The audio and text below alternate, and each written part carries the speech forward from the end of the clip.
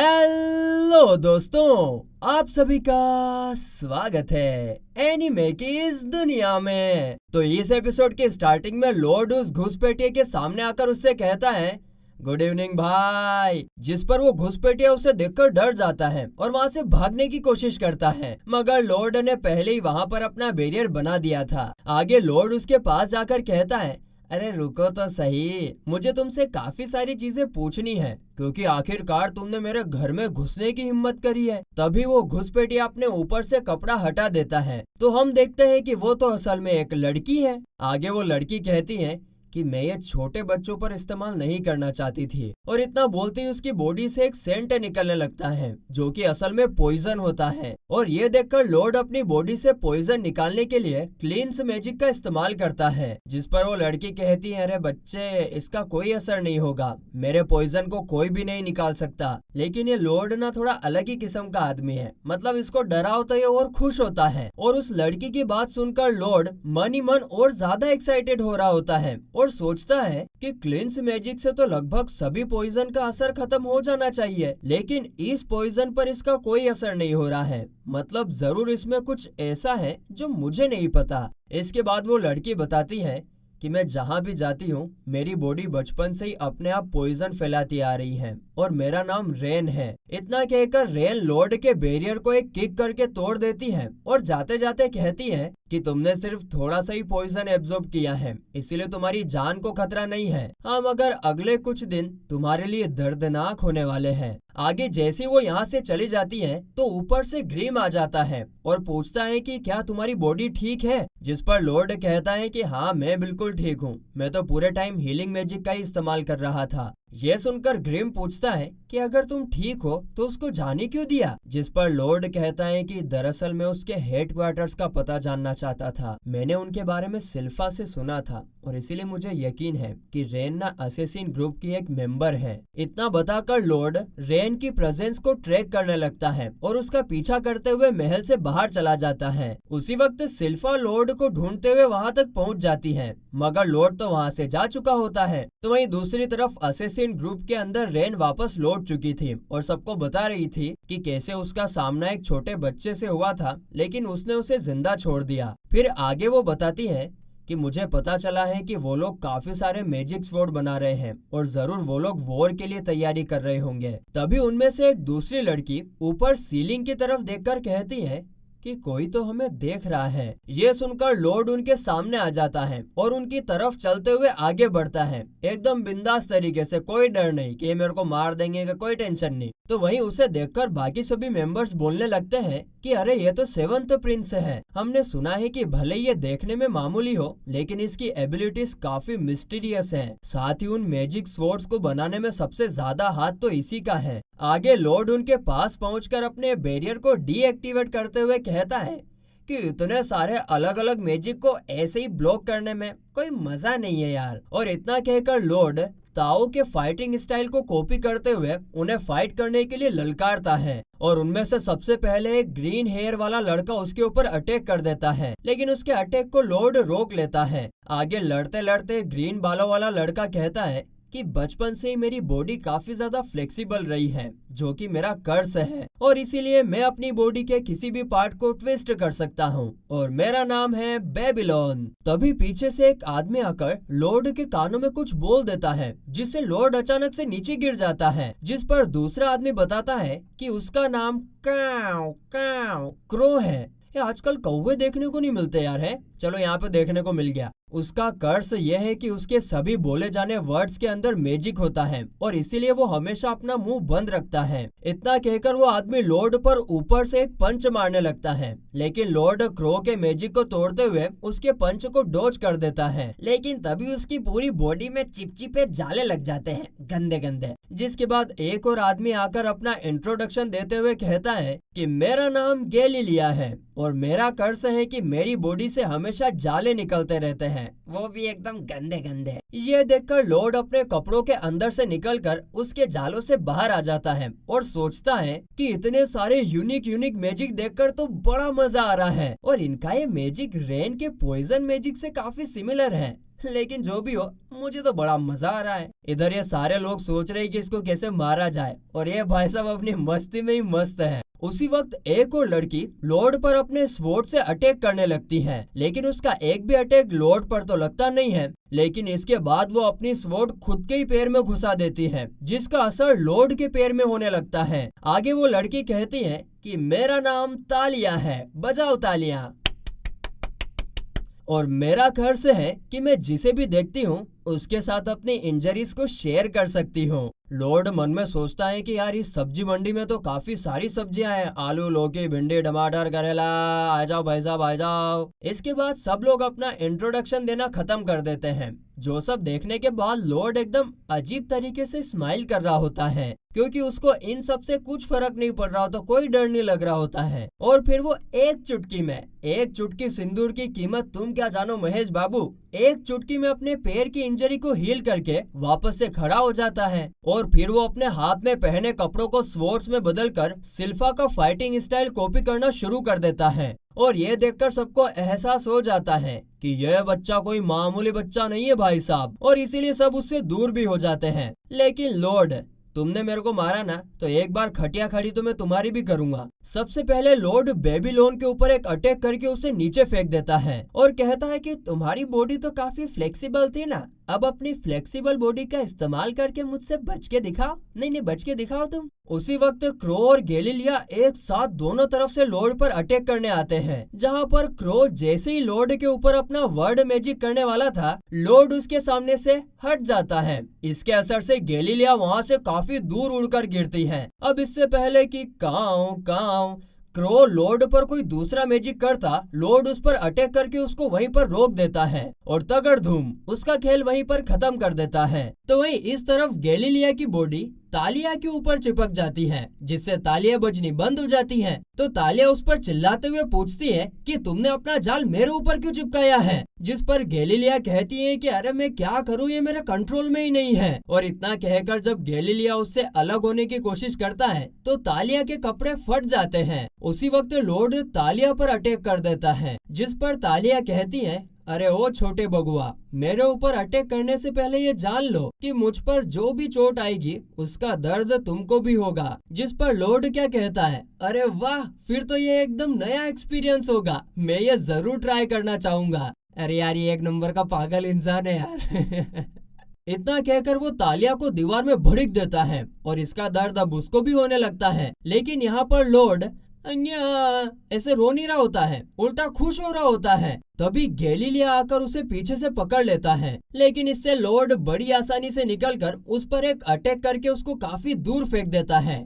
चिपचिपे इंसान, भाग यहाँ से। और फिर अब आखिर में वो रेन के पास जाकर उससे अपना पॉइजन मैजिक दिखाने के लिए बोलता है। लेकिन लॉर्ड की इतनी खतरनाक पावर देखकर रेन काफी ज्यादा खौफ में चली गई थी। आगे लॉर्ड कहता है कि अगर तुम मेरे पास नहीं आओगी तो मुझे ही तुम्हारे पास आना पड़ेगा फिर। मगर तभी गैलीलिया रेन के पास आकर कहता है कि प्लीज ऐसा मत करो, रेन अपने पॉइजन को कंट्रोल नहीं कर सकती और अगर उसने अपना पॉइजन आजाद कर दिया तो हम सब मारे जाएंगे। ये सुनकर लॉर्ड कहता है कि हाँ वैसे बात तो सही है तुम्हारी, और सिर्फ रेन ही नहीं, तुम में से कोई भी अपनी पावर को कंट्रोल नहीं कर पा रहा है। जिसके जवाब में गैलीलिया कहता है कि तुम्हें क्या लगता है अगर हम अपनी पावर्स को कंट्रोल कर पाते तो ऐसी लाइफ जी रहे होते? अगर ऐसा होता तो हमारी एबिलिटीज को कर्स नहीं बोला जाता। इतना कहकर गैलीलिया दोबारा से लॉर्ड पर अटैक करने के लिए आगे बढ़ता है। ओ भाई साहब, शांति से बात हो रही तो लड़ाई क्यों कर रहा रे? और अब लॉर्ड को तो इसका जवाब देना ही था।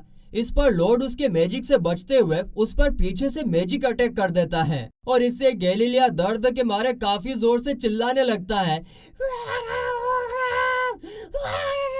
ये देखकर रेन बहुत खतरनाक गुस्सा हो जाती है और लॉर्ड पर अटैक करने के लिए आगे बढ़ती है, मगर लॉर्ड अपने बैरियर से उसके अटैक को रोक लेता है। तभी गैलीलिया वापस खड़े होकर रेन को शांत होने के लिए कहता है और बताता है कि अब उसका मैजिक उसके कंट्रोल से बाहर नहीं जा रहा है। जिस पर लॉर्ड बताता है कि ओ बुड़बक, इधर देखो, मैंने तुम्हारी बॉडी में एक स्पेल इंस्क्राइब किया है जिससे तुम अपनी पावर को अब कंट्रोल कर पाओगे। वैसे मैं खुद की तारीफ तो नहीं करना चाहता, लेकिन मैं पहली बार एक इंसान की बॉडी में कोई स्पेल इंस्क्राइब कर रहा हूँ, लेकिन लगता है कि ये एकदम अच्छे से काम कर रहा है भाई साहब। और ये सुनकर गैलीलियो खुशी के मारे रोने लगता है और कहता है कि आखिरकार मेरा कर्ज खत्म हो गया, ये। आगे लॉर्ड कहता है देखो तो कैसा खुश हो रहा है ये। और फिर वो कहता है कि मैंने ये इसी तरीके से सेट किया है कि तुम जब चाहो अपनी एबिलिटीज को इस्तेमाल कर सकते हो। और बस इतना कहकर वो सभी को अपने पास बुलाता है, आलू, लौकी, टमाटर, भिंडी, गांजा, सब यहाँ पर आ जाओ। और फिर वो उन सारे लोगों पर भी स्पेल इंस्क्राइब कर देता है,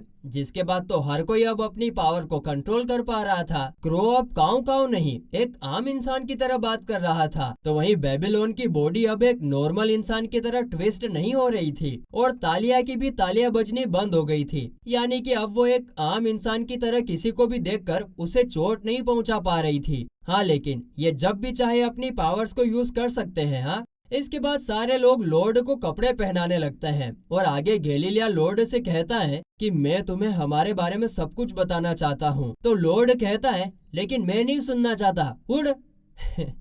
मजाक। जिसके बाद वो अपनी कहानी सुनाना शुरू करता है और सीन शिफ्ट होकर काफी साल पहले जाता है। वहाँ पर असेसिन्स ग्रुप का लीडर जेड काफी दिनों के बाद अचानक से उनके पास लौट आता है। गैलीलियो उससे पूछता है कि तुम इतने दिनों से कहाँ पर थे, जिस पर वो कहता है कि मैं अचानक से एक रेगिस्तान में टेलीपोर्ट हो गया था। आगे गैलीलियो बताता है कि जेड का कर्ज यही है कि वो कभी भी कहीं पर भी टेलीपोर्ट हो जाता है, उसके कुछ कंट्रोल में ही नहीं है। इसके बाद वो लोग मिलकर बात कर रहे थे, जहाँ पर जेड कहता है कि अब से हम हमारा नाम असेसिन ग्रुप रखेंगे और हम वो सारे काम करेंगे जो एडवेंचर गिल्ड नहीं कर पाती। साथ ही हम हर जगह अब अपना एक कॉइन छोड़कर जाएंगे, जिससे एडवेंचर गिल्ड को पता चल सके कि हम उनकी मदद कर रहे हैं। और देखो, अगर हम ऐसे ही लोगों की भलाई करते रहे तो शायद एक दिन हमें इस तरीके से छुपकर नहीं रहना पड़ेगा, हम भी बाकी लोगों के साथ रह सकेंगे। जेड इतना बोल ही रहा होता है कि वो दोबारा से टेलीपोर्ट हो जाता है। अरे जेड तो टेलीपोर्ट होकर यहाँ आ गया।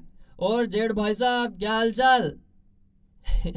मजाक। और ये फ्लैशबैक यहीं पर खत्म होता है। आगे फिर गैलीलियो कहता है कि और तब से ही हम उन प्रॉब्लम्स को हल कर रहे हैं जो एडवेंचर गिल्ड नहीं कर पाती है। और तभी उनके टेबल पर एक बुक टेलीपोर्ट हो जाती है और ये सीन यहीं पर कट होता है। आगे थोड़ी देर बाद सिल्फा लॉर्ड को ढूंढते हुए वहां पहुंचती है, पर वहां पर उसे कोई नहीं मिलता है। तभी वो देखती है कि सामने दीवार पर लॉर्ड ने एक नोट छोड़ा हुआ था, जिसमें लिखा हुआ था कि मैं असेसिन्स ग्रुप के साथ लॉर्डोस्ट डोमेन में जा रहा हूँ। आगे जब वो ये लेटर एल्बर्ट को दिखाती है तो एल्बर्ट के भी होश उड़ जाते हैं और उसे भी कुछ समझ नहीं आ रहा होता है। एल्बर्ट कहता है कि कहीं ऐसा तो नहीं कि लॉर्डोस्ट किंगडम और असेसिन ग्रुप साथ में काम कर रहे हो और उन्होंने लॉर्ड को किडनैप कर लिया हो। और तभी सिल्फा एल्बर्ट के सामने लॉर्ड के कपड़े रख देती है, जो देखकर एल्बर्ट कहता है कि क्या इसका मतलब लॉर्ड अभी बिना कपड़ों के उनके साथ में है। साथ ही इन कपड़ों के ऊपर कुछ चिपचिपा भी लगा हुआ है, जो देखकर उनको कुछ और ही लगता है और इसीलिए वो काफी ज्यादा गुस्सा होकर लड़ने के लिए तैयार हो जाते हैं। तो इस एपिसोड की स्टार्टिंग में हम देखते हैं कि जब लॉर्ड और असेसिनेशन ग्रुप के सामने वो लेटर अचानक से टेलीपोर्ट होता है तो ये देखकर सब लोग हैरान रह जाते हैं, क्योंकि उसके ऊपर उनके लीडर जेड का मार्क था। फिर गैलीलियो आगे बढ़कर लेटर खोलता है तो उसमें लिखा हुआ था कि इतने टाइम तक तुम सबसे कांटेक्ट ना करने के लिए मुझे माफ कर दो, लेकिन मैं लॉर्डोस्टो को हासिल करने में कामयाब हो चुका हूँ और अब मैं इसका लॉर्ड हूँ। और इसीलिए जैसा कि मैंने प्रॉमिस किया था कि अब मैं तुम सबको लॉर्ड के मेंशन में रहने दूंगा। साथ ही में मैंने तुम सभी के लिए एक वेलकम पार्टी भी रखी है, इसीलिए जल्दी से मेरे पास आ जाओ। अब ये पढ़कर सब लोग एकदम खुशी से झूम उठते हैं, लेकिन यहाँ पर लॉर्ड उस लेटर को पकड़कर कुछ सोच रहा होता है। तो फिर वहीं अगले सीन में हम देखते हैं कि लॉर्ड सबको लेकर एकदम खतरनाक स्पीड से लॉर्डोस्टो की तरफ जा रहा होता है, जहाँ रेन उसे धीरे चलने के लिए कहती है। तो लॉर्ड कहता वाह भाई वाह, तुम्ही ने तो बोला था कि जितना जल्दी हो सके जेड से मिलना है। और तभी हम वापस से फ्लैशबैक में देखते हैं, जहाँ लेटर पढ़ने के बाद गैलीलियो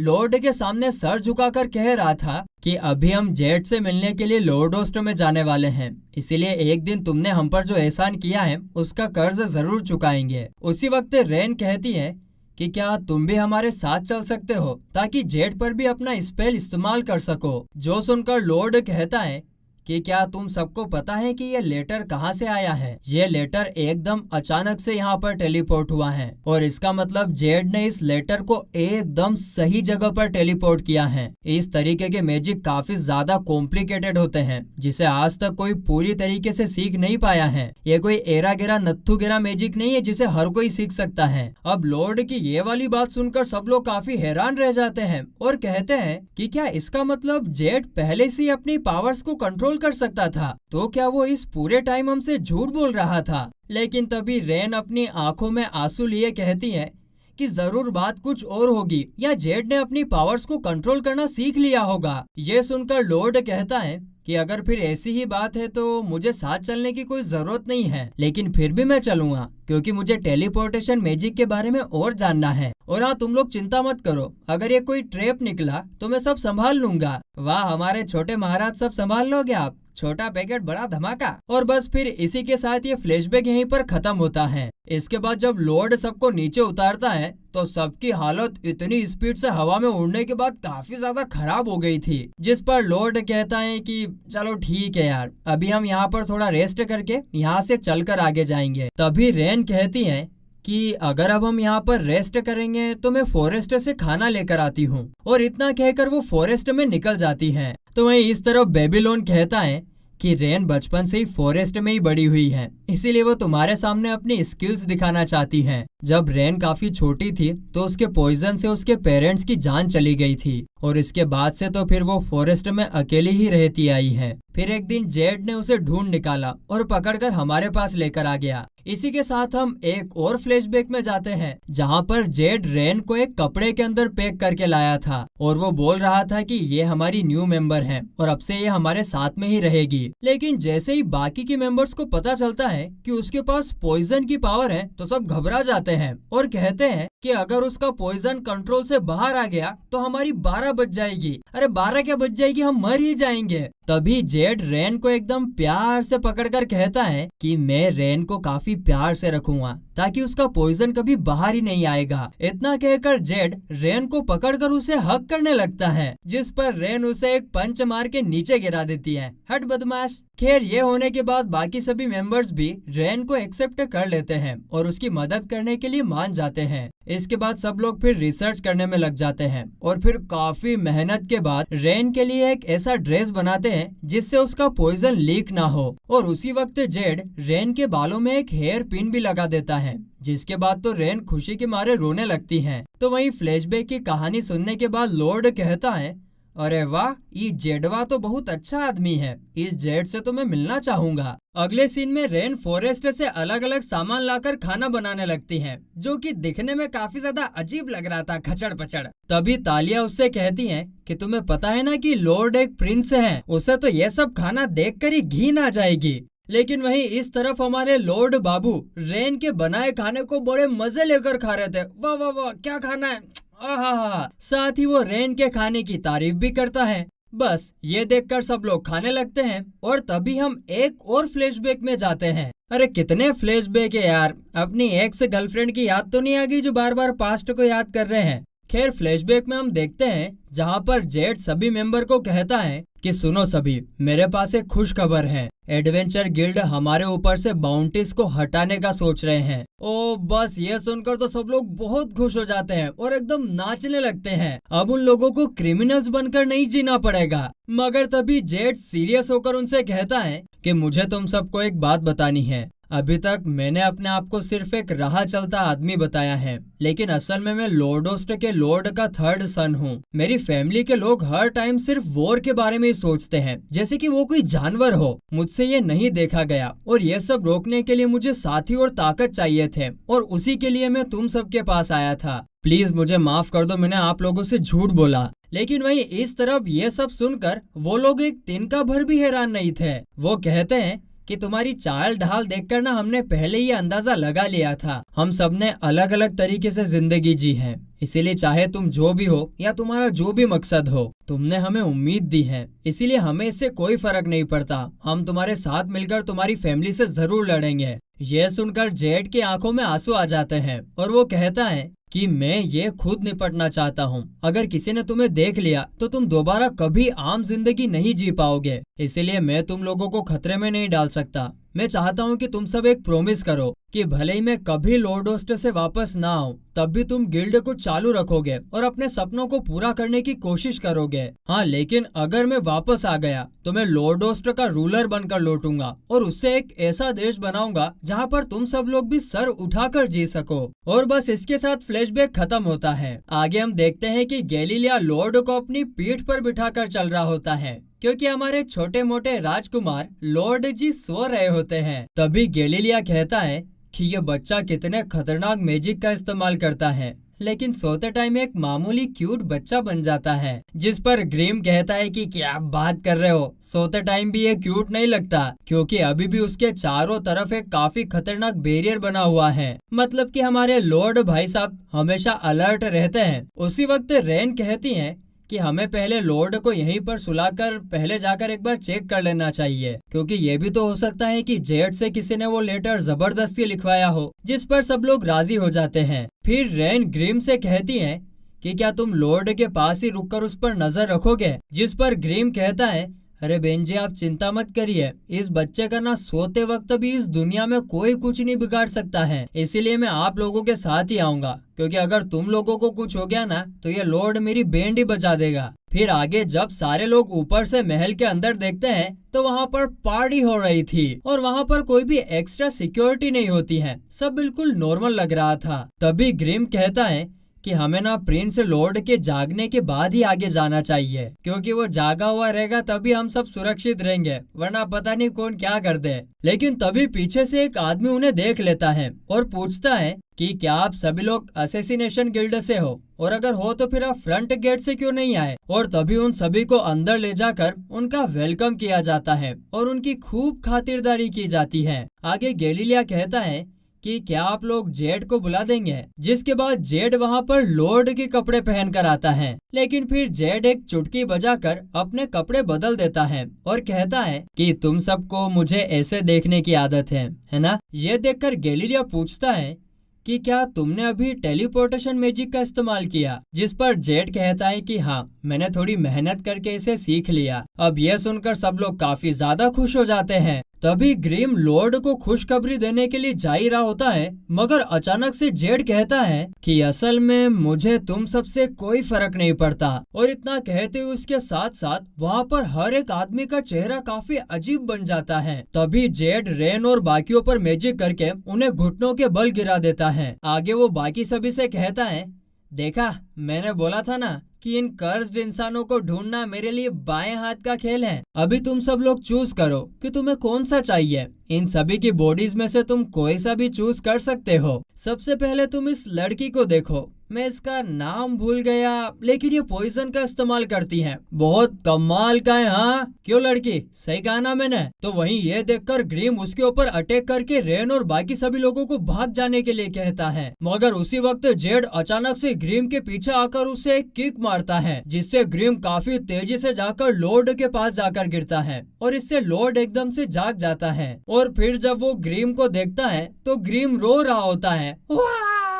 तो वहीं इस तरफ रेन रोते रोते जेड से पूछती है कि आखिर वो ये क्या कर रहा है। जिस पर वहाँ खड़े लोग कहते हैं कि लगता है कि तुम्हें तुम्हारी हालत समझ में नहीं आ रही है। इतना कहते ही उनके अंदर से एक ब्लैक कलर का सोल निकलने लगता है। जिस पर जेड कहता है कि यहाँ पर खड़ा हर कोई एक डीमन है जिनको मैं नीदर वर्ल्ड से लेकर आया हूँ। दरअसल मुझे जेड की बॉडी और उसकी टेलीपोर्टेशन मैजिक चाहिए थी। मेरा नाम घुसर में है, जेड मर चुका है और अब उसकी बॉडी मेरी है। वैसे आप लोगों को बता दूं कि जेड की बॉडी पर पूरी तरीके से काबू करने में मुझे महीने लग गए। उसके दिल में तो वो तुम लोगों की काफी केयर करता था और आखिर तक बोलता रहा कि प्लीज मेरे दोस्तों को कुछ मत करना, प्लीज मेरे दोस्तों को कुछ मत करना। फिर आगे जैसे जैसे मैंने उसके दिमाग पर पूरी तरीके से कब्जा किया, तब मुझे तुम लोगों के बारे में पता चला। तुम लोगों की बॉडी हमारे लिए बिल्कुल परफेक्ट होती है और इसीलिए उसे पता था कि हम तुम्हें निशाना बनाने वाले हैं। इसीलिए आपके प्यारे जेड ने तो अपनी जान लेने का फैसला कर लिया था, क्योंकि अगर उसकी बॉडी ही मर गई तो मैं भी मर जाऊंगा। लेकिन मैंने उसे मरने नहीं दिया। सॉरी यार, उसके आखिरी पल में मैंने उसे पूरी तरीके से हील कर दिया। उसे उस हालत में देखकर ना मुझे काफी मजा आया था। वैसे उसने अपने आप को मारने की अनगिनत कोशिश की थी, मगर हर बार आखिरी पल में मैं उसे सही कर देता था और इस वजह से फिर उसका दिमाग खोखला होने लगा। बस इतना कहकर गुस्सर में रेन के हेयर पिन को कुचलकर उसे पकड़ लेता है और कहता है कि इस लड़की ने अपने ही पॉइजन से अपने ही पेरेंट्स को मार डाला था। जो सुनकर वहाँ पर खड़े सब लोग हंसने लगते हैं। तभी उसकी नजर रेन के हाथ पर जाती है जहाँ पर लॉर्ड के स्पेल का निशान था। अब ये देखकर गुस्सर में काफी ज्यादा गुस्सा हो जाता है और कहता है कि किसकी इतनी हिम्मत हुई कि उसने मेरी चीज के ऊपर एक निशान बनाया। रेन पर मैजिक करके वो ये बार बार पूछने लगता है, मगर रेन अपनी जीभ काटकर जवाब देने से मना कर देती है और उसके दिमाग में जेट की मेमोरीज चल रही होती है और वो जोर जोर से रो रही होती है। तभी अचानक से आसमान में एक काफी बड़े लेवल का मैजिक स्टार्ट हो जाता है।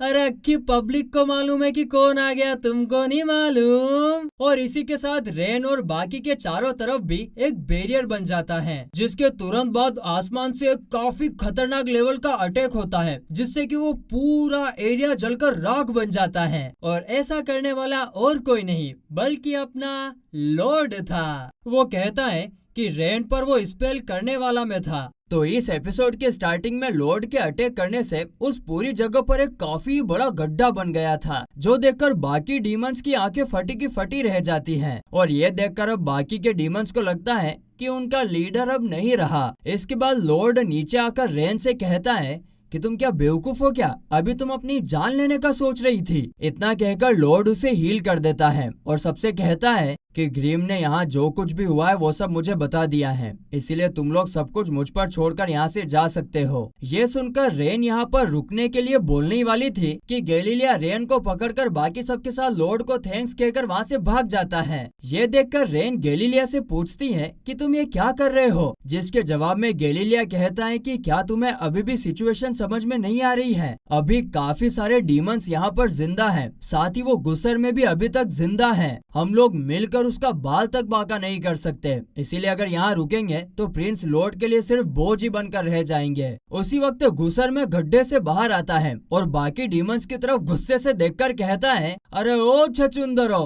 क्या हर बात तुम्हें बतानी पड़ेगी क्या तुम सब भूल गए कि तुम सब यहाँ किस लिए आए थे। अरे नमक हरामो, मेरा मुंह क्या देख रहे हो, जल्दी से जाकर उन असैसिन ग्रुप को पकड़ो। अगर वो हमारी नजरों से भाग गए तो हम दोबारा उन्हें कभी नहीं पकड़ पाएंगे। जिसे देखकर लॉर्ड आसमान में एक साथ काफी सारे स्पेल समन करके कहता है कि तुम्हें क्या लगता है मैं गू खाता हूँ, मैं यहाँ चुपचाप खड़ा होकर तमाशा देखने के लिए आया हूँ। उसके इतना कहते ही उन सभी स्पेल से काफी पावरफुल अटैक होने लगते हैं, जिससे हर तरफ तबाही मचने लगती है। लेकिन तभी गुस्सर में टेलीपोर्ट होकर लॉर्ड के सामने आकर उस पर एक अटैक कर देता है, लेकिन इसके जवाब में लॉर्ड अपने चारों तरफ एक बैरियर बना देता है। लेकिन गुस्सरमे का अटैक लॉर्ड के बैरियर के आर पार चला जाता है। लेकिन फिर यह देखकर लॉर्ड उसके अटैक को डॉज कर देता है, जिससे वो अटैक एक दूसरे डीमन को लगती है और जैसे ही वो अटैक उस डीमन को टच करती है वो एक झटके में मर जाता है। और ये देखकर ग्रीम कहता है कि गुस्सर में जो अटैक कर रहा है वो कोई स्पेल नहीं है, वो डायरेक्टली इफेक्ट क्रिएट कर रहा है, बिल्कुल जैसे रेन और क्रो डायरेक्ट इफेक्ट फायर करते हैं। जो सुनकर लॉर्ड कहता है कि इसका मतलब अगर उसका अटैक मुझे लगा तो मेरी भी वहीं की वहीं मौत हो जाएगी। आगे फिर ग्रिम बताता है कि असल में डीमंस को क्लासेस के हिसाब से रैंक किया जाता है। यहाँ पर ये जो बाकी के डीमंस है वो 10th क्लास से ज्यादा नहीं होंगे और इसीलिए तुम उन्हें अपने मैजिक से भी मार सकते हो। फिर पज्जू जैसे डीमंस 8th क्लास में आते हैं और मैं खुद 3rd क्लास में आता हूँ। जिस पर लॉर्ड पूछता है तो इसका मतलब गुस्सर में 1st क्लास डीमन होगा, है ना? तो ग्रीम कहता है कि नहीं, गुस्सर में उससे भी काफी ऊपर है, वो तो एक डीमन लॉर्ड है जिसके लिए हम मामूली डीमन तो पैर की धूल के बराबर हैं। उसके सामने तो 100 1st क्लास के डीमन भी बाएं हाथ की छोटी उंगली जितने पावरफुल हैं। इसीलिए मैं सोच रहा हूँ कि इस बार ना तुम्हारा भाग जाना ही बेहतर होगा। लॉर्ड कहता है अच्छा तो ठीक है, मैं भाग जाता हूँ। लेकिन यहाँ पर हम देखते हैं कि लॉर्ड उल्टा गुस्सरमे की तरफ ही आगे भाग रहा था, जहाँ पर गुस्सरमे उससे पूछता है, अरे क्या तुम्हारा क्या दिमाग खराब है क्या? अभी डिस्क्रिप्शन सुना तो है मेरा, मैं कितना खतरनाक हूँ। जिसके जवाब में लॉर्ड कहता है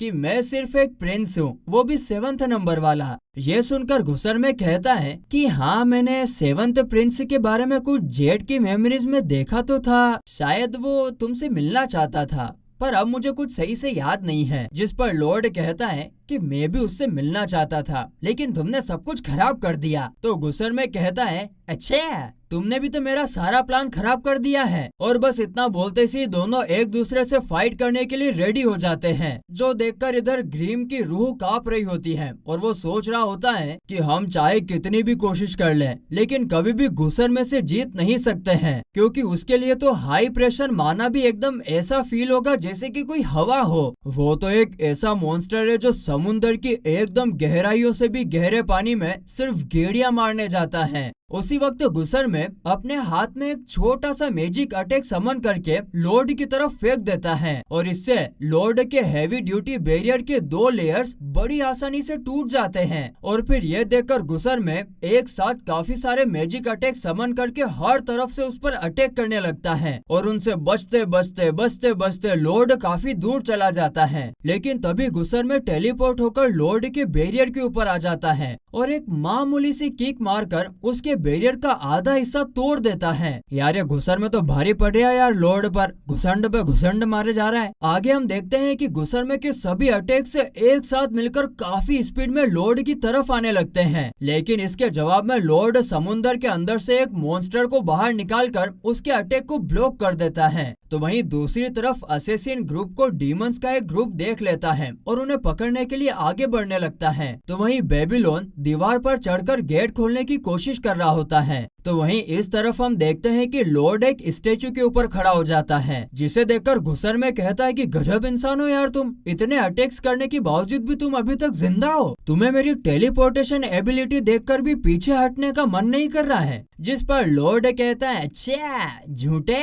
ये एबिलिटी तुम्हारी नहीं है। तो घुसर में कहता है, अरे मेरी ही तो है। जेड कभी भी इस एबिलिटी को कंट्रोल ही नहीं कर पाया, मगर मैं कर सकता हूँ। इंसानों को ये पावर कंट्रोल करने के लिए अलग से स्पेल की जरूरत पड़ती है, लेकिन मेरे लिए ये कोई बड़ी बात नहीं है, क्योंकि मैंने पैदा होते ही मैजिक को मास्टर कर लिया था।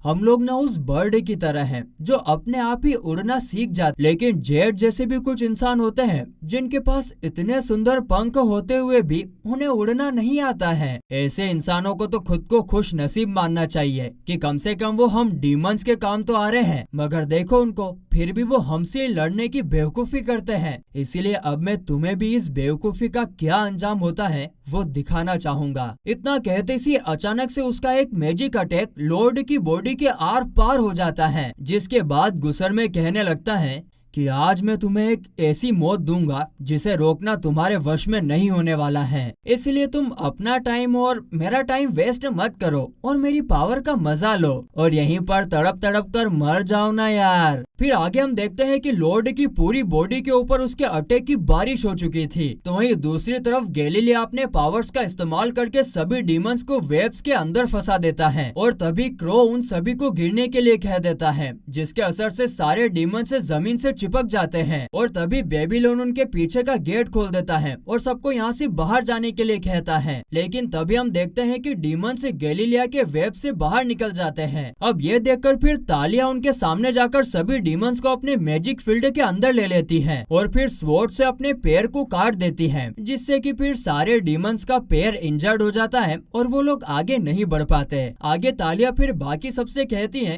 कि तुम सब लोग जल्दी से यहाँ से चले जाओ, क्योंकि अगर मैंने तुम लोगों को देख लिया तो तुम सब लोग भी इंजर्ड हो जाओगे। ये सुनकर रेन कहती है कि नहीं, हम तुम्हें छोड़कर कहीं नहीं जाने वाले और तुम इस इंजरी के साथ भाग भी नहीं पाओगे। मगर तब तक हम देखते हैं कि उन डीमंस की पूरी इंजरी हील हो चुकी थी और वो वापस से खड़े होने जा रहे थे, जिस पर तालिया दोबारा से अपने पैर के अंदर स्वॉर्ड डालकर अपने साथ साथ सभी डीमंस को इंजर्ड कर देती है। इसके बाद तालिया फिर से सबसे कहती है कि जल्दी करो और यहाँ से भाग जाओ, मैं अकेली इन्हें ज्यादा देर तक रोक कर नहीं रख पाऊंगी और तुम लोग मेरी चिंता मत करना, मैं इन डीमंस को अपनी बॉडी पर कंट्रोल नहीं करने दूंगी। ये सुनकर रेन उसे छोड़कर जाने से मना करने लगती है, मगर तभी गैलीलिया रेन और क्रो को गेट से बाहर धक्का देकर गेट बंद कर देता है और खुद गेट के अंदर ही रहता है। आगे फिर गैलीलिया तालिया के पास जाकर कहता है कि तुम इन्हें अकेली नहीं रोक पाओगी, इसीलिए मैं तुम्हारी मदद करूंगा। मैं अच्छे से जानता हूँ कि तुम क्या सोच रही हो, तुम अपनी जान लेने वाली हो जिससे कि ये सारे डीमंस भी एक साथ मारे जाएं। मेरी भी तुमसे एक रिक्वेस्ट है कि तुम मुझे भी अपने साथ ही मार देना। यह सुनकर वहाँ पर खड़े सभी डीमंस की फट जाती हैं। उन्हें यकीन ही नहीं हो रहा था कि एक इंसान दूसरों को बचाने के लिए अपनी खुद की जान ले सकता है। जिस पर फिर तालिया एक स्माइल करके स्वॉर्ड को अपने गले के पास रख देती है, जो देखकर सारे डीमंस नहीं उसे रोकने के लिए आगे तो बढ़ते हैं, लेकिन तभी गैलीलिया अपने वेब से उन सभी को कुछ पल के लिए रोक लेता है। और तभी तालिया कहती है कि तुम सबको शायद पता नहीं होगा, लेकिन हम सब बचपन से सिर्फ अपनी जान बचाकर भागते आए हैं, क्योंकि किसी को हमारी जरूरत ही नहीं है। सब हमसे नफरत करते हैं और हमेशा हमें देखकर ऐसा बर्ताव करते थे जैसे हम इंसान ही ना हो। मगर अभी चीजें बदल गई हैं। हम अपनी पावर्स को कंट्रोल करने के काबिल बन चुके हैं। मैं तो इस बारे में सोच भी नहीं सकती कि जेड ने जब बार बार अपनी जान ली होगी तो उसे कैसा एहसास हुआ होगा। और तुम ध्यान से सुनो, हम असैसिन्स ग्रुप एक दूसरे के लिए कुछ भी कर सकते हैं। और बस इतना कहकर तालिया अपनी जान लेने वाली थी कि ये सीन यहीं पर कट हो जाता है। तो वहीं दूसरी तरफ हम गुसरमे को देखते हैं, जो कि लॉर्ड से कह रहा होता है कि मुझे तो लगा था कि तुम मुझे और ज्यादा एंटरटेन करने वाले हो, लेकिन अब मुझे लगता है कि तुम बाकी इंसानों से कुछ ज्यादा अलग हो नहीं। अभी मैं उन बाकी असैसिन्स ग्रुप को बताऊंगा कि दर्दनाक मौत किसे कहते हैं। अरे कितनी बकचोदी करता है यार, ये लड़ाई करना है यार फटाफट। लेकिन तभी गुसरमे देखता है कि लॉर्ड की बॉडी पिघलकर नीचे गिर जाती है, जो कि असल में एक मिट्टी से बना हुआ क्लोन था। जिसके बाद अचानक से लॉर्ड उसके ऊपर अटैक कर देता है, लेकिन गुसरमे वहाँ से टेलीपोर्ट होकर बच जाता है। फिर आगे लॉर्ड उससे पूछता है कि क्या हम ये लड़ाई किसी दूसरी जगह पर कर सकते हैं, जिसके साथ ही ये सीन भी शिफ्ट हो जाता है। तो वहीं दूसरी तरफ हम देखते हैं कि अचानक से गेट के पीछे से उन डीमंस पर फायर अटैक होने लगते हैं, जिसके बाद वो गेट पीछे से टूट जाता है और एंट्री होती है एल्बर्ट, सिल्फा, अलीजे और डियान की। साथ ही यहाँ पर एल्बर्ट के पीछे उसकी पूरी आर्मी होती है, जो कि यहाँ पर लॉर्ड को बचाने के मकसद से आए थे। तो इस एपिसोड की स्टार्टिंग में हम सिल्फा का एक फ्लैशबैक देखते हैं, जहाँ पर वो एक लकड़ी के स्टेचू पर अपनी पूरी ताकत से अटैक कर देती हैं। लेकिन फिर वो कहती हैं कि जब भी मैं अपनी पूरी ताकत का इस्तेमाल करती हूँ तो मेरी ये स्वॉर्ड टूट जाती है, और इसीलिए मैं कभी भी अपनी फुल पावर से फाइट कर ही नहीं पाती हूँ। वैसे आमतौर पर तो मुझे अपनी फुल पावर का यूज करने की कोई जरूरत पड़ती नहीं है, लेकिन अगर मुझे जब डीमन का सामना करना है तब तो अपनी फुल पावर का इस्तेमाल करना पड़ेगा ना। तो फिर वहीं प्रेजेंट में एल्बर्ट और सिल्फा पीछे से आकर उन डीमंस पर अटैक कर देते हैं, लेकिन फिर बाद में वो असैसिन्स ग्रुप की तरफ गुस्से वाली नजरों से देखकर कहते हैं कि अब हमारा पहला काम तो तुम लोगों को खत्म करने का है। आगे सिल्फा उनसे कहती हैं कि हमें तुम्हारी साजिश का पता लग चुका है, इसीलिए सीधे सीधे प्रिंस लॉर्ड हमें वापस कर दो। देखो तुम लोगों को जवाब देने में जितने मिनट्स लगेंगे मैं तुम में से उतनों का सर धड़ से अलग कर दूंगी। और ये सुनकर गैलीलिया और उसके साथी काफी डर जाते हैं और कहते हैं वो प्रिंस लॉर्ड तो अभी फाइट कर रहे हैं। जिस पर सिल्फा कहती है कि फाइट? कौन सी फाइट और किसके साथ? और ये सुनकर रेन सिल्फा को उस डीमन के बारे में बताने ही वाली थी कि बेबीलोन उसे रोकते हुए कहता अरे रुको, याद करो लॉर्ड ने हमें यहाँ आते वक्त क्या बोला था। और तभी हम एक और फ्लैशबैक में देखते हैं कि यहाँ पहुँचने से पहले लॉर्ड ने कहा था कि अगर तुम में से कोई भी कभी भी महल के किसी आदमी के सामने आया तो उसे मेरी असली पावर और ड्रीम के बारे में मत बताना, क्योंकि मुझे ना एक नॉर्मल लाइफ जीनी है जहाँ मैं शांति से मैजिक सीख सकूं। मैं नहीं चाहता कि सब लोगों का ध्यान मेरे ऊपर जाए। तो वहीं फ्लैशबैक खत्म होते ही रेन को लॉर्ड की बात याद आ जाती है और इसीलिए वो बहाना बनाते हुए सिल्फा के सामने क्यूट बनने की कोशिश करती है और कहती है कि अरे वो तो मेरे मुंह से निकल गया। लॉर्ड तो बस ऐसी एक मामूली कमजोर आदमी से लड़ रहा है, जो देखकर सिल्फा को तो समझ में आ जाता है कि झूठली कही की। तो वो कहती है अच्छा अब सबसे पहले मैं तुम्हारा ही गला काटूंगी। तभी एल्बर्ट उसे रोकने के लिए आता है। अरे रुको रुको, जो देखकर सबको लगता है कि अरे एल्बर्ट तो उन्हें बचाने वाला है, मगर नहीं। आगे वो कहता है कि मुझे नहीं लगता है कि हमें सबसे पहले एक बच्चे की जान लेनी चाहिए, इसीलिए चलो पहले दूसरों से शुरुआत करते हैं। और इतना कहकर एल्बर्ट उन्हें लॉर्ड का अंडरवियर दिखाकर कहता है कि लॉर्ड तुम जैसे लोगों के लिए फाइट क्यों करेगा जिन्होंने उसके साथ पता नहीं कैसी कैसी हरकत की है। यह सुनकर गैलीलिया कहता है अरे नहीं, आप गलत समझ रहे हो। दरअसल प्रिंस लॉर्ड के कपड़े तो मेरे लिक्विड से गंदे हो गए थे, इसीलिए उन्होंने ये कपड़े बदल कर वहीं पर छोड़ दिए। अब ये सारी बातें सुनने के बाद तो एल्बर्ट और सिल्फा का गुस्सा 7वें आसमान पर पहुंच जाता है। लेकिन फिर रेन उनके सामने आकर कहती है कि आपका हम पर शक करना जायज है, लेकिन मैं आपको बताना चाहती हूँ कि जैसे लॉर्ड आपकी फैमिली है वैसे ही ये सब मेरी फैमिली है, मगर उन डीमंस ने जेड को मुझसे छीन लिया जो कि मेरी ही फैमिली का हिस्सा था, और इसी वजह से प्रिंस लॉर्ड उनसे फाइट कर रहे हैं। प्लीज आप मेरा यकीन कीजिए। इनकी बातचीत चली रही थी कि तभी एक डीमन उनकी तरफ अटैक करने के लिए आगे बढ़ता है, जिसे अलीजे रोक देती हैं और कहती हैं कि मेरा मन यहाँ पर कह रहा है कि हम इस लड़की पर भरोसा कर सकते हैं। यह सुनने के बाद एल्बर्ट और सिल्फा भी उसकी बात पर यकीन कर लेते हैं। आगे फिर एल्बर्ट सिल्फा से कहता है कि उन डीमंस को खत्म करके लॉर्ड को वापस लेकर आओ, जिस पर फिर सिल्फा उन डीमंस पर अटैक करने के लिए आगे बढ़ी रही होती है कि तभी अचानक आसमान से एक अटैक होता है, जिससे वो ब्रिज वहीं पर टूट जाता है और साथ ही सारे डीमंस पानी में गिर जाते हैं और उनकी तरफ तैर कर आने लगते हैं। तो वहीं इस तरफ हम देखते हैं कि ये अटैक गुसरमे ने लॉर्ड के कहने पर किया था, क्योंकि वो नहीं चाहता था कि कोई उनकी फाइट को डिस्टर्ब करे। तो फिर वहीं गुसरमे दोबारा से अचानक से लॉर्ड पर अटैक कर देता है, लेकिन लॉर्ड भी उसके अटैक से बचकर काफी तेजी से उड़ने लगता है और ये सीन यहाँ पर शिफ्ट हो जाता है। तो वहीं दूसरी तरफ एल्बर्ट अपनी आर्मी के साथ उन डीमंस के ऊपर फायर से अटैक कर रहा होता है, जिससे वो लोग जल तो रहे थे मगर इसका उन पर कुछ ज्यादा असर हो नहीं रहा था, और तो और वो तो बार बार खुद को हील कर ले रहे थे। अब एल्बर्ट ये देखकर सोचता है कि अगर ऐसा ही चलता रहा तो धीरे धीरे सभी सोल्जर्स का मैजिक पावर खत्म हो जाएगा।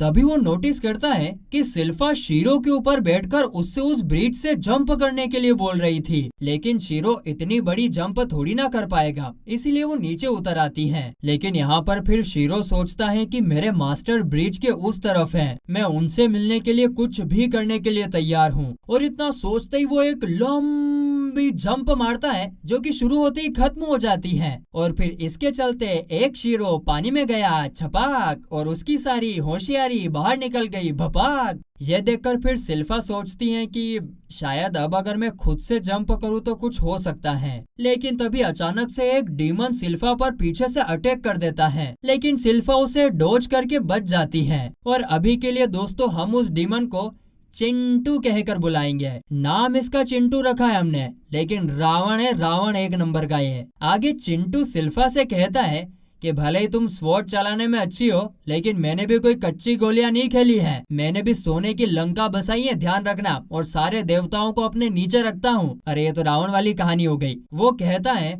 कि मैं भी एक 8th क्लास का डीमन हूँ, और तो और मैं नीदर वर्ल्ड के सबसे पावरफुल डीमन ब्लेड्स फॉर्म का मास्टर भी हूँ। तो वहीं हम एल्बर्ट को देखते हैं जो कि उन डीमंस को देखकर सोच रहा होता है कि इन डीमंस ने लॉर्डोस्ट के मासूम लोगों की बॉडी पर कब्जा कर लिया है, क्या उन्हें बचाने का कोई तरीका नहीं है। उसी वक्त उस पर पीछे से एक डीमन अटैक कर देता है, लेकिन यहाँ पर एल्बर्ट उस पर अटैक करने से हिचकिचा रहा होता है, लेकिन तभी बेबीलोन वहाँ पर आकर उस डीमन को पकड़कर उसकी बॉडी को ट्विस्ट कर देता है। यह देखकर एल्बर्ट उसे थैंक्स कहकर पूछता है कि तुम उसे मारने में बिल्कुल भी नहीं हिचकिचाए, जिस पर बेबीलोन कहता है तुम दिल के सच में काफी अच्छे हो, तुम्हें देखकर मुझे हमारे पुराने लीडर जेड की याद आती है। हाँ ये सच है कि हम कोई काफी अच्छे लोग नहीं हैं, लेकिन हमारे लिए भी एक इंसान की जान काफी कीमती है। ये सारे लोग इन्होंने काफी पहले ही अपनी जान गंवा दी है। ये सुनकर एल्बर्ट कहता है सही कहा यार,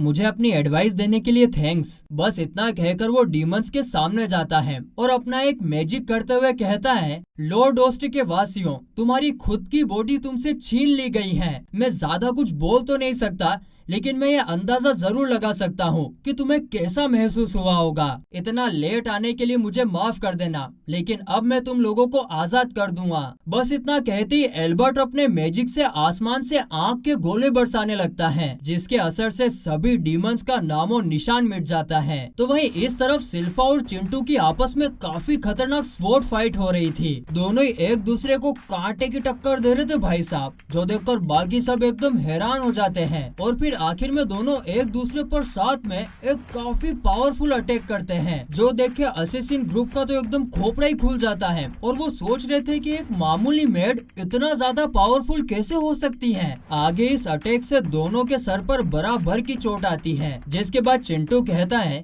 कि मुझे अपने जैसा समझने की गलती बिल्कुल मत करना। हम डीमंस इंसानों जैसी लिमिट से बंधे हुए नहीं हैं, इसीलिए तुम मुझे जितना भी इंजर्ड कर दो, मैं बड़ी आसानी से रीजनरेट कर लूंगा। बस इतना कहकर चिंटू अचानक से सिल्फा पर लॉर्डोस्ट के स्वॉर्ड स्टाइल के इस्तेमाल से अटैक कर देता है और फिर कहता है कि लॉर्डोस्ट के लोग तो अपने मार्शल आर्ट्स की वजह से जाने जाते हैं, और मैंने जिसकी बॉडी पर कब्जा किया है वो भी पहले से ही काफी पावरफुल था। उसका हाथ देखकर ही मैं बता सकता हूँ कि उसने अपनी पूरी लाइफ में जी जान मेहनत की होगी। लेकिन मेहनत तो करी है, पर क्या करें, किस्मत सबका साथ देती थोड़ी ना है। अब वो सारी मेहनत सब कुछ मेरा ही है, और हाँ, जल्द ही मैं तुम्हारी बॉडी पर भी कब्जा करने वाला हूँ। ये सुनकर सिल्फा, ज्यादा होशियार बनी रो सिंटिया, रुक थारी 12 बजाओ। वो एक जंप करके चिंटू पर उसी के डीमन ब्लेड फॉर्म से अटैक कर देती है, जिससे चिंटू बाल बाल बचता है। आगे चिंटू हैरान होकर पूछता है कि तुम डीमन ब्लेड्स फॉर्म कैसे इस्तेमाल कर सकती हो, जिस पर सिल्फा कहती है,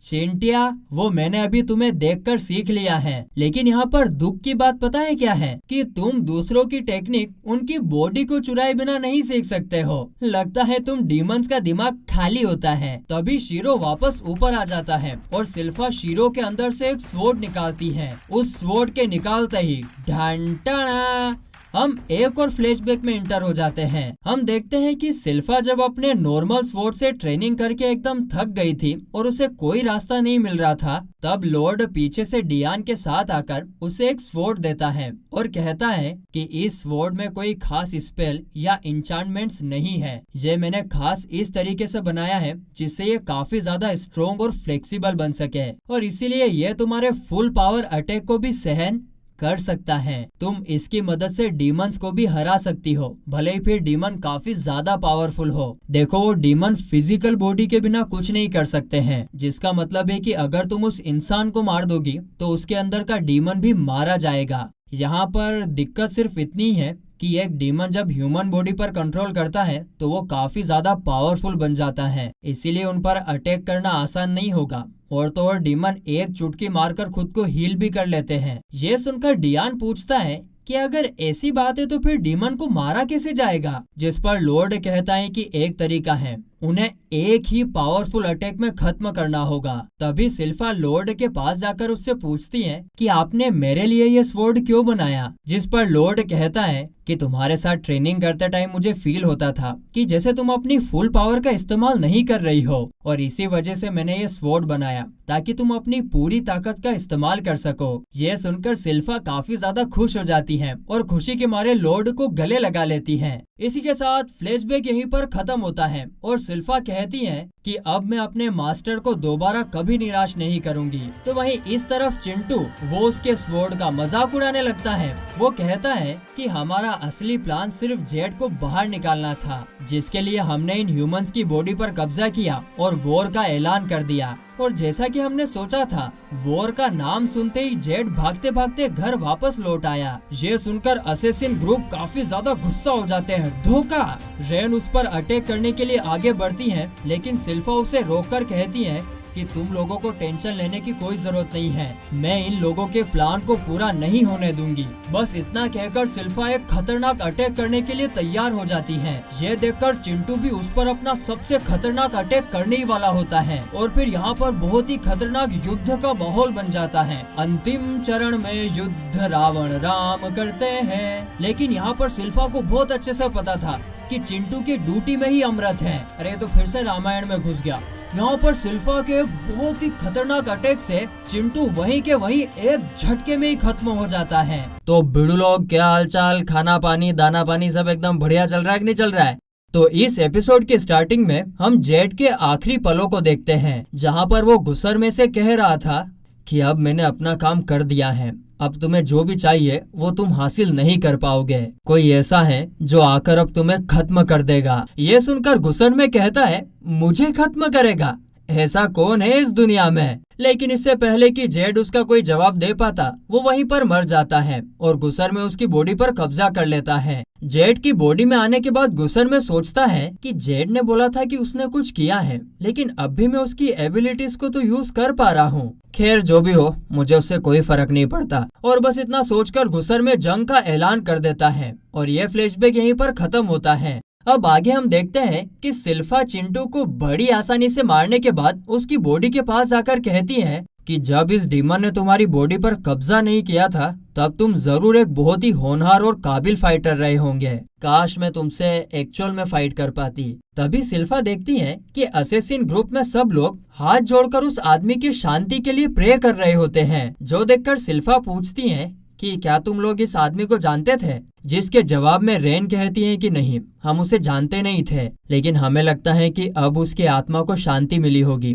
और वो ऊपर खुश होगा। ये सुनकर सिल्फा कहती है, ओ अच्छा, वैसे कुछ भी हो, तुम लोग दिल के काफी अच्छे हो। उसी वक्त अचानक से चारों तरफ धुआं धुआं हो जाता है, जो कि और किसी ने नहीं बल्कि अपने लॉर्ड ने किया होता है। और फिर अगले सीन में हम 5 मिनट पहले का सीन देखते हैं, जहाँ लॉर्ड और गुस्सरमे के बीच खतरनाक फाइट चल रही होती है। लॉर्ड उसके सारे अटैक से बचते हुए उसे किसी तरीके से हराने के बारे में सोच रहा होता है। वो बचते बचते सोच रहा था कि गुस्सरमे के स्पेयर अटैक सारे एक जैसे हैं। वो मेरे बैरियर के 4-5 लेयर्स को बड़ी आसानी से तोड़ दे रहा है। साथ ही वो जिस स्पीड से और पावर से आते हैं, अगर मेरे ऊपर एक भी अटैक लगा तो वहीं मेरी मौत हो जाएगी। लेकिन अगर मैं शायद अपने चारों तरफ और बहुत सारे लेयर्स का एक बैरियर बनाऊं तो कोई दिक्कत नहीं होगी। लेकिन तभी एक अटैक लॉर्ड के बैरियर के अंदर चला आता है, जिसे देखकर लॉर्ड सोचता है कि ये उसका दूसरा अटैक है, जिसकी कोई फिजिकल बॉडी नहीं है और इसीलिए ये मेरे बैरियर के आर पार भी जा सकता है। इतना सोचकर लॉर्ड अपने बैरियर से बाहर आ जाता है, लेकिन तभी गुस्सरमे का एक और अटैक हो जाता है, जिसके बारे में लॉर्ड कहता है कि ये अटैक सबसे ज्यादा एनोइंग है, क्योंकि अगर मैं 2 सेकंड के लिए भी अपनी स्पीड को स्लो कर देता हूँ तो वो सीधा अपने अटैक को मेरी बॉडी में टेलीपोर्ट कर देगा।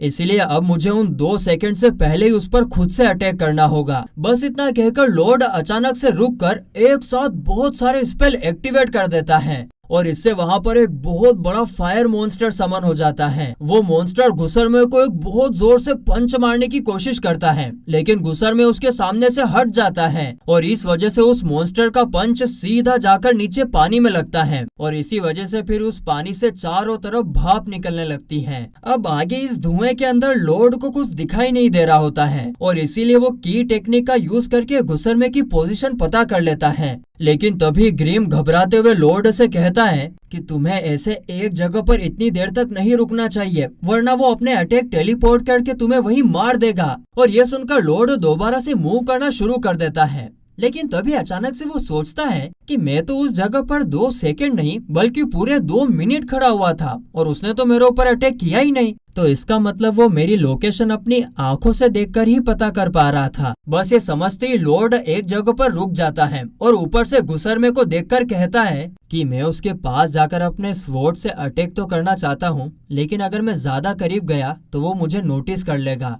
लेकिन तभी मेंटोस गोली खाओ, दिमाग की बत्ती जलाओ, उसके दिमाग की बत्ती जलती है और वो एक साथ अपने बहुत सारे क्लोन्स बनाकर एक साथ उस पर अटैक कर देता है। मगर तभी गुस्सरमे भाई साहब कहते हैं कि भले तुमने खुद का क्लोन बना लिया है, लेकिन अपनी रियल स्वॉर्ड का क्लोन तुम नहीं बना पाओगे। और इसीलिए वो रियल स्वॉर्ड पकड़ने वाले लॉर्ड को वहीं पर मार देता है। आगे फिर गुस्सरमे कहता है कि तुम्हारा प्लान तो अच्छा था, लेकिन तुम्हें अपनी रियल बॉडी से अटैक नहीं करना चाहिए था। तुम चाहे अपनी स्वॉर्ड मेरे सर के आर पार ही क्यों ना कर दो, मैं फिर भी अगले पल बिल्कुल ठीक हो जाऊंगा। और अगर मैं चाहता तो खुद को लोहे जैसा स्ट्रॉन्ग करके तुम्हारे स्वॉर्ड अटैक से बड़ी आसानी से बच भी सकता था, लेकिन मैंने ऐसा नहीं किया क्योंकि मुझे तुम्हारी रियल बॉडी को ढूंढना था। अब गुस्सरमे इतनी सारी बकड़ बकड़ चपड़ चपड़ लपड़ लपड़ कर ही रहा होता है कि तभी उसे पता चलता है कि उसने जिस लॉर्ड को मारा था वो भी एक क्लोन था। अब ये देखकर गुसरमे की दिमाग की बत्ती गुल हो जाती है।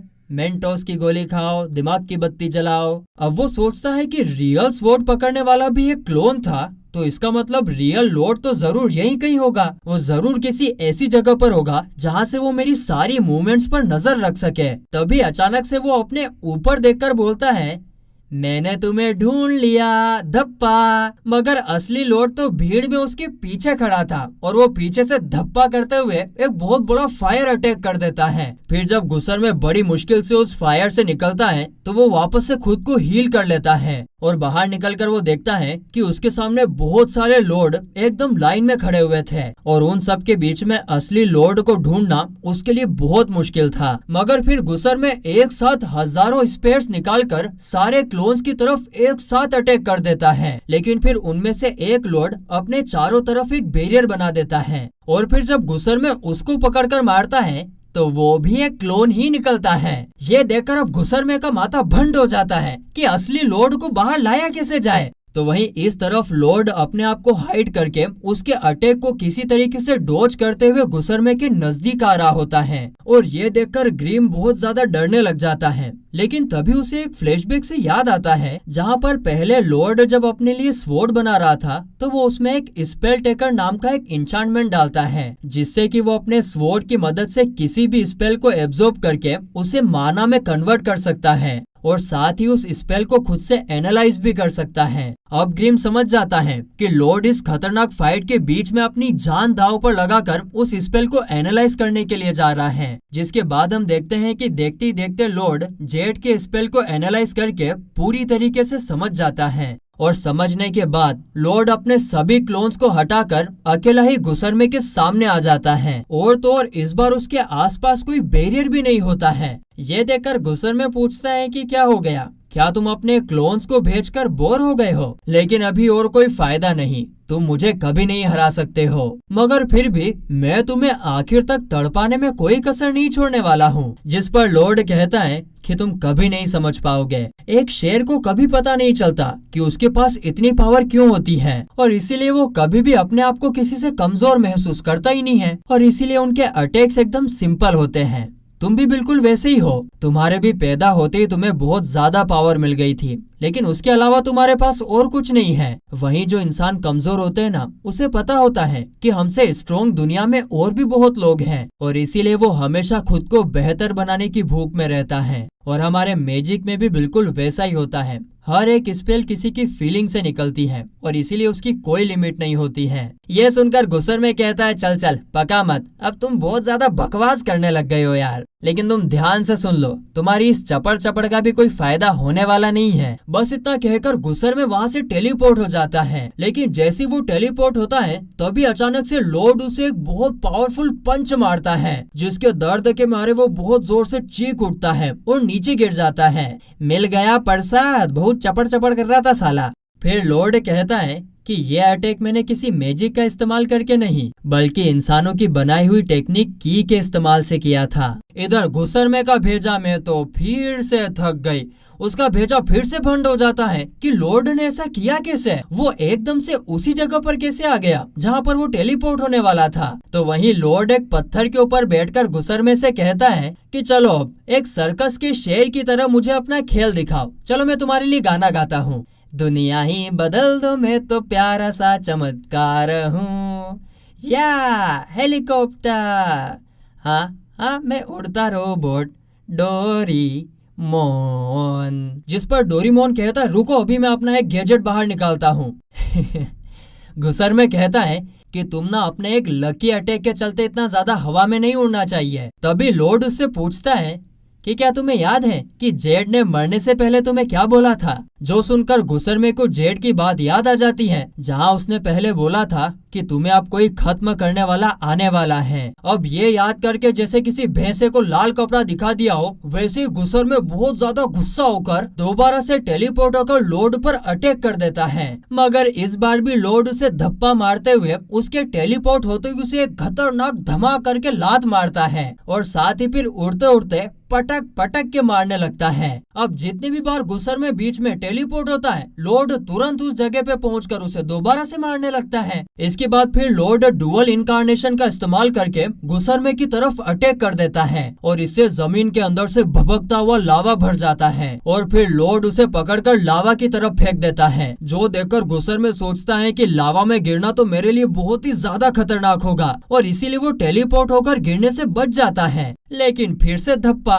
जैसे ही वो टेलीपोर्ट होता है, लॉर्ड उसी वक्त उसे खतरनाक किक मारता है और देखते ही देखते गुसर में की हड्डी पसली के सब टोटे टोटे हो जाते हैं। फिर लॉर्ड उससे कहता है, लगता है अब तुम्हारी सारी हवा निकल गई है, इसलिए अब मैं तुम्हें हमेशा हमेशा के लिए खत्म कर दूंगा। लेकिन इसके जवाब में गुसर में कहता है, शायद तुम भूल गए, मैं एक मामूली डीमन नहीं, डीमन लॉर्ड हूँ और मेरे पास गलती से एटमॉस्फेयर से मैजिक पावर को कंट्रोल करने की पावर है। बस इतना कहकर वो आसमान में एटमॉस्फेयर से मैजिक पावर को इकट्ठा करके एक बहुत बड़े अटैक में ट्रांसफॉर्म कर देता है और फिर वो कहता है कि ये कोई मामूली अटैक नहीं है, ये मैजिक पावर का अल्टीमेट फॉर्म है। इसके सामने कोई भी बैरियर या इस दुनिया की कोई भी चीज कुछ नहीं कर सकती है। ये जिसे भी टच करेगा वो वहीं पर राख बन जाएगा।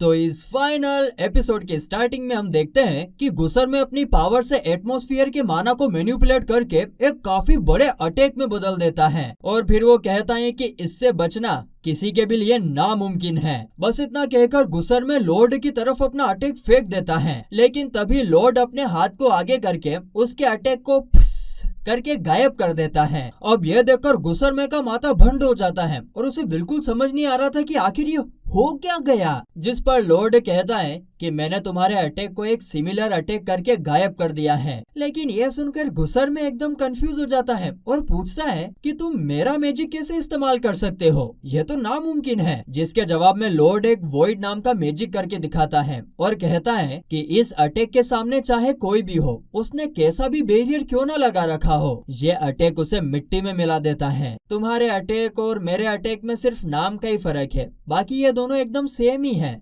काफी टाइम पहले की बात है जब मैंने इस स्पेल के बारे में एक बुक में पढ़ा था और फिर मैं इसे टेस्ट करने के लिए ऐसे ही पहाड़ों में खेल रहा था, मगर भाई साहब क्या बताऊं आपको, इसका असर देखकर मेरे होश ही उड़ गए। और तभी मेरे दिमाग में सवाल आया कि क्या होगा अगर ऐसे दो अटैक को आपस में टकराया जाए। और इसीलिए फिर मैंने काफी सारे वॉइड्स को एक लाइन में आमने सामने रखकर एक दूसरे से टकराया, भड़ाम भीम भड़ाम भीम भड़ाम भीम भड़ाम भीम। ये सुनकर गुसर में कहता है, ओ भड़ाम भीम, ये कैसे हो सकता है? अरे सिर्फ एक अटैक बनाने के लिए इतने ज्यादा माना की जरूरत होती है कि पूछो ही मत, और तुमने एक साथ इतने सारे बना दिए। लेकिन लॉर्ड उसकी बातों को इग्नोर करते हुए कहता है कि फिर जब मैंने उन्हें आपस में टकराया ना, तब वो एक एक करके गायब हो गए थे। और ये देखकर मैं काफी ज्यादा निराश हो गया था, कुछ मजा ही नहीं आया यार। दोस्तों, इस लॉर्ड को मैजिक करने में इतना आनंद आता कि उसमें खो ही जाता। काश सब लोगों को अपने काम में भी इतना आनंद आता, पढ़ाई में। ये सुनते ही गुसर में एकदम पागल हो जाता है और कहता है कि तुम जैसा एक मामूली इंसान हम जैसे महान डीमन लॉर्ड के स्पेल को इतनी आसानी से इस्तेमाल कैसे कर सकता है? क्या बकवास है यार ये। तुम ना ये सब झूठ किसी और को बोलना, मैं इतना बड़ा बेवकूफ नहीं हूँ। अब मैं तुम्हें ऐसा सबक सिखाऊंगा कि तुम जिंदगी भर कभी मेरे सामने मुंह खोलने के लायक नहीं बचोगे। वो ये सब बोल ही रहा होता है कि अचानक से लॉर्ड आचू छींक देता है। ये देखकर तो गुसर में अब अपना गुस्सा कंट्रोल ही नहीं कर पाता है और अचानक से लॉर्ड के पीछे टेलीपोर्ट होकर उसका सर पकड़ लेता है। मगर तभी लॉर्ड अपने मानव से पूरे एरिया को कवर कर लेता है, जो देखकर ग्रीम भी कांपने लगता है। आगे फिर लॉर्ड कहता है कि अब मुझे सिर्फ एक आखिरी सवाल का जवाब चाहिए। अगर अब मैं तुम पर वॉइड से अटैक करूंगा तो क्या तुम मरोगे? तभी वहाँ चारों तरफ वॉइड ही वॉइड बन जाते हैं और हर तरफ से गुसर में पर अटैक होने लगते हैं। तो वहीं इस तरफ हम देखते हैं कि धुएं की वजह से एल्बर्ट और बाकी सबको कुछ दिखाई नहीं दे रहा था, साथ ही में बाकी डीमंस को भी कुछ नहीं दिखाई दे रहा था। लेकिन उसी बीच अलीजे की पेट लीरू, शीरो और सिल्फा इस धुएं के बीच में भी उन डीमंस को ढूंढकर खत्म कर रहे थे। तभी सिल्फा नोटिस करती है कि सभी डीमंस काफी ज्यादा स्लो मूव कर रहे हैं, जिस पर रेन कहती है कि ये मेरा पॉइजन मैजिक है। मुझे अभी इस पर पूरी तरीके से कंट्रोल तो नहीं है, मगर मैं पूरी कोशिश कर रही हूँ कि ये सिर्फ उन डीमंस पर ही असर करे। तभी वहाँ एल्बर्ट टाइम देखकर कहता है कि अब तक तो सुबह हो जानी चाहिए थी, लेकिन उनके ऊपर का आसमान तो अभी भी बिल्कुल काला ही होता है। तो वहीं दूसरी तरफ गुसर में वॉइड के अंदर फंसकर काफी जोर जोर से चिल्ला रहा होता है, वाह! क्योंकि इससे रीजनरेट करना भी नामुमकिन था और ना ही वो टेलीपोर्ट हो पा रहा था। धीरे धीरे रे मना, धीरे सब कुछ होए। धीरे धीरे करके उसकी बॉडी वॉइड के अंदर जा रही थी और इसीलिए वो जेड की बॉडी को छोड़कर भागने की कोशिश करता है, लेकिन जेड की बॉडी उसको वहीं पर पकड़ लेती है और जाने नहीं देती है। अब यह देखकर गुसर में जेड बनने का नाटक करके लॉर्ड से कहता है कि गुसर में इस वॉइड में मर चुका है और मैं किसी तरीके से जिंदा बच गया हूँ, तुम प्लीज मुझे बचा लो। मगर ये सुनकर लॉर्ड उसकी चिकनी चुपड़ी बातों में बिल्कुल नहीं आता है। वो तो पीछे से भी एक और वॉइड से अटैक कर देता है, जिसके बीच में दबकर गुसर में वहीं पर मर जाता है। और इसी के साथ आसमान फिर से नॉर्मल हो जाता है, जहाँ जेड की आत्मा लॉर्ड के पीछे खड़ी हुई थी और जाते जाते वो उसे दिल से थैंक यू भी कहता है। तो वहीं रेन नीचे से ये सब देखकर एक फ्लैशबैक को याद कर रही होती है, जहाँ पर जेड जब जिंदा था तब वो उनसे कहता है कि मुझे सेवंथ प्रिंस के बारे में एक अफवाह पता चली है। मैंने सुना है कि सेवंथ प्रिंस जब पैदा हुए थे तब आसमान में फायरवर्क्स जलाए गए थे, मगर वो फायरवर्क्स असल में प्रिंस के पैदा होते ही उनके मैजिक से बने थे। और इसका मतलब पता है क्या है? अगर ये बात सच है तो वो जरूर एक मैजिक जीनियस होंगे। हो सकता है कि वो एक दिन आकर हमें हमारे कर्ज से आजाद करवा दे। लेकिन ये सुनकर गैलीलियो उस पर गुस्सा होकर कहता है कि तुम ये सब अफवाह ढूंढने की बजाय कोई ढंग की खबर लेकर आया करो, और अगर ऐसा कभी सच में सच भी हुआ ना तो मैं सारी जिंदगी उसका सर्वेंट बन के रहूंगा। और ये फ्लैशबैक याद करके रेन की आंखों में आंसू आ जाते हैं, जिसके साथ ही ये सीन यहीं पर शिफ्ट होता है।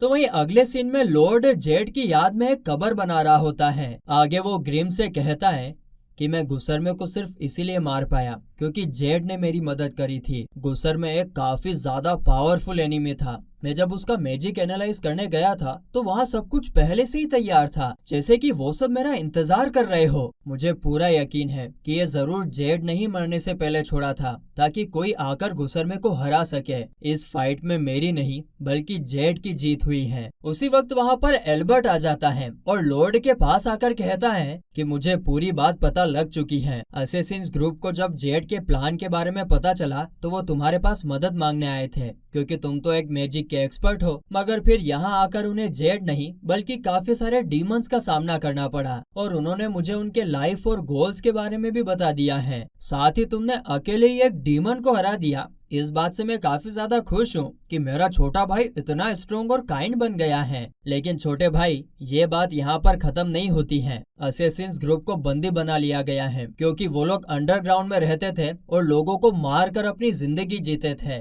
और इतना ही नहीं, उन्होंने तुम्हें, जो कि एक रॉयल फैमिली का मेंबर है, उसे किडनैप करके उसे फाइट करने पर मजबूर किया है। और ये सारे इल्जाम कोई मामूली इल्जाम नहीं है। वैसे उन्होंने बोला है कि वो अपनी गलती के लिए सारी जिंदगी तुम्हारा सर्वेंट बनकर रहना चाहते हैं, और लेकिन अगर ये पॉसिबल नहीं भी है तो वो कोई भी पनिशमेंट एक्सेप्ट करने के लिए तैयार हैं। इतना कहकर एल्बर्ट लॉर्ड के गले पर स्वॉर्ड रख देता है और कहता है कि अभी बस सिर्फ तुम्हारी बात सुनना बाकी है। देखो, इन लोगों को एक्सेप्ट करना कोई पेट को एडॉप्ट करने जितना आसान नहीं है। अगर ये क्रिमिनल्स तुम्हारे सर्वेंट बनने के बाद कुछ भी उल्टा सीधा करते हैं तो इसमें सारी गलती तुम्हारी होगी और इससे हमारी फैमिली का नाम भी खराब हो सकता है, जिसकी जिम्मेदारी भी तुम्हें ही लेनी होगी। ये सुनने के बाद लॉर्ड एकदम शांत हो जाता है और फिर कहता है कि भैया, आपने अभी जो कुछ भी कहा वो सब सही है और इसीलिए मैं उन्हें समझाऊंगा, और अगर इसके बावजूद भी उन्होंने कुछ किया तो उसमें सारी जिम्मेदारी मेरी होगी। यह सुनकर एल्बर्ट के साथ साथ वहाँ खड़े सभी लोग लॉर्ड की बातों से एकदम हैरान हो जाते हैं। इसके बाद एल्बर्ट उसके गले से स्वॉर्ड हटाकर कहता है कि देखो, भले ही तुम सेवंथ प्रिंस हो, लेकिन इसका मतलब ये नहीं कि तुम जो चाहे वो करोगे। तुम्हें ऐसा बिल्कुल नहीं सोचना चाहिए कि सेवंथ प्रिंस होने की वजह से कोई तुम्हारी परवाही नहीं करता है। मेरे छोटे भाई, जब भी तुम्हें किसी भी चीज में मदद चाहिए तो बस एक इशारा कर देना। तुम मेरे छोटे भाई हो और मैं तुमसे काफी प्यार करता हूँ। इतना कहकर एल्बर्ट लॉर्ड को गले लगा लेता है और उसी वक्त वहाँ पर ताओ आ जाती है, जो उन्हें ऐसा देखकर वहाँ से भागने वाली थी, लेकिन एल्बर्ट उसे रोकते हुए कहता है कि मुझे तुम्हें उस दिन के लिए शुक्रिया अदा करना है। तो फिर वही अगले सीन में हम देखते हैं कि सब लोग मिलकर पार्टी तो चाय पार्टी कर रहे थे। वहाँ पर असेसिन्स ग्रुप के मेंबर भी थे और वो लोग मन ही मन एक साथ में 3 प्रिंस और 1 प्रिंसेस को देखकर काफी नर्वस हो रहे थे। तभी एल्बर्ट उनको कंफर्ट दिलाते हुए कहता है कि तुम सबको नर्वस होने की कोई जरूरत नहीं है, ये सिर्फ एक कैजुअल पार्टी है, इसीलिए तुम सब आराम से एंजॉय करो। ये सुनने के बाद सबकी नर्वसनेस दूर हो जाती है और सब लोग मजे करने लगते हैं। उसी वक्त सब लोग नोटिस करते हैं कि सिल्फा, अलीजे और रेन वहाँ पर नहीं है। तभी सीन शिफ्ट होता है और हम देखते हैं कि तीनों नीचे में पानी पानी हो रही थी, यानी कि ठंडे ठंडे पानी से नहाना चाहिए। ये तीनों यहाँ पर नहा रही थी। यहाँ पर सिल्फा रेन से पूछती है कि तुमने यहाँ तक हमारा पीछा किया, इसका मतलब जरूर तुम्हें कुछ बात करनी है ना? जिसके जवाब में रेन कहती है कि हाँ, क्या मैं भी आप ही की तरह लॉर्ड के लिए काम कर सकती हूँ? मैं उसके पास रहकर उसे बताना चाहती हूँ कि उसने मेरे ऊपर कितना बड़ा एहसान किया है। ये सुनकर सिल्फा कहती है कि देखो, ये डिसाइड करने का हक मेरा नहीं है, इसीलिए तुम्हें खुद लॉर्ड से ही पूछना चाहिए। तभी हम देखते हैं कि लॉर्ड तो वहाँ उनके पीछे ही खड़ा होता है और रेन की बात पर हाँ बोल देता है। तभी सिल्फा लॉर्ड को अपने पास खींच लेती है और तभी रेन पूछती है कि मैंने तो काफी सारे लोगों को अपने पॉइजन से चोट पहुंचाई है, तो क्या मेरी जैसी कर्स्ड इंसान का तुम्हारे साथ रहना सही रहेगा? जिसके जवाब में लॉर्ड कहता है कि तुम अभी भी खुद को कर्स्ड कहकर बुलाती हो। क्या तुम्हें पता है कि अगर तुम अपने पॉइजन को अच्छे से समझ सको और उसके कंपोनेंट्स को अलग कर सको तो इससे काफी सारे लोगों की जान बच सकती है। इसीलिए अपने पॉइजन को एक मैजिक स्पेल की तरह समझकर उसे बेहतर बनाने की कोशिश करो। ये सुनकर रेन सोचने लगती है कि आज तक किसी ने भी मेरी पावर्स के बारे में ऐसा नहीं बोला है। सब मुझसे नफरत करते थे और इसीलिए मुझे भी इस पावर से नफरत थी, लेकिन लॉर्ड ने मुझे एक्सेप्ट किया है। उसने हम सबको एक बार भी कर्स्ड कहकर नहीं बुलाया है और इसीलिए मैं वादा करती हूँ कि मैं उसके लिए काफी मेहनत करूंगी। इसके बाद ये सीन यहीं पर शिफ्ट होता है और हम देखते हैं कि रेन एक मेड की ड्रेस पहनकर सिल्फा के साथ काम में लग जाती है। जिसके बाद एल्बर्ट और लॉर्ड किंग के सामने सारी बातें बताते हैं और वो भी उन्हें लॉर्ड का सर्वेंट बनने की परमिशन दे देते हैं। और फिर आखिर में हम लॉर्ड को लाइब्रेरी के अंदर बुक पढ़ते पढ़ते स्माइल करते हुए देखते हैं और उसकी इसी स्माइल के साथ ये एपिसोड, ये सीरीज यहीं पर खत्म होती है।